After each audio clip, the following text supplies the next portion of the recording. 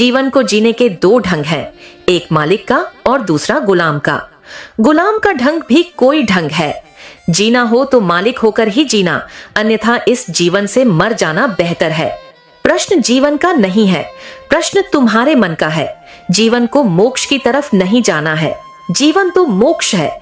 जीवन नहीं भटका है, जीवन नहीं भूला है। जीवन तो वही है जहां उसे होना चाहिए। तुम भटके हुए हो, तुम भूले हो।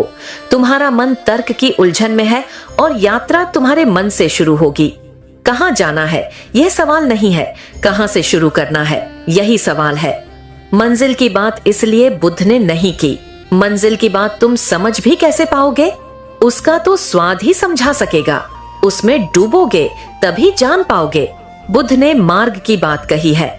तुम जहां खड़े हो, तुम्हारा पहला कदम जहां पड़ेगा, बुद्ध ने उसकी बात कही है। इसलिए बुद्ध बुद्धि, विचार, अनुशासन और व्यवस्था की बात करते हैं, न कि इस बात की कि जीवन कोई व्यवस्था नहीं मानता। जीवन कोई रेल की पटरियों पर दौड़ती हुई गाड़ी नहीं है, यह तो परम स्वतंत्रता है। जीवन के ऊपर कोई नियम नहीं है, कोई मर्यादा नहीं है। जीवन अमर्याद है, वहां न कुछ शुभ है और न अशुभ।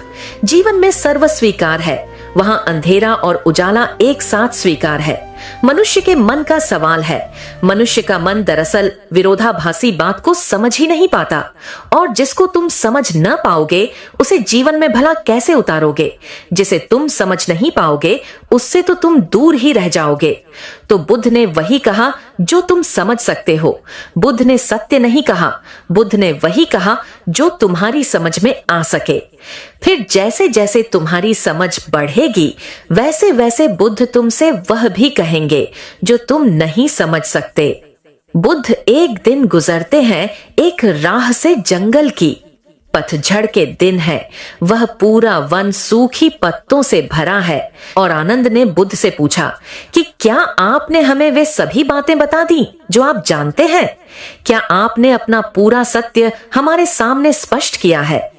बुद्ध ने सूखे पत्तों से अपनी मुट्ठी भर ली और कहा, आनंद, मैंने तुमसे उतना ही कहा है जितने सूखे पत्ते मेरी मुट्ठी में हैं, और उतना अनकहा छोड़ दिया है जितने सूखे पत्ते इस वन में हैं। वही कहा है जो तुम समझ सको।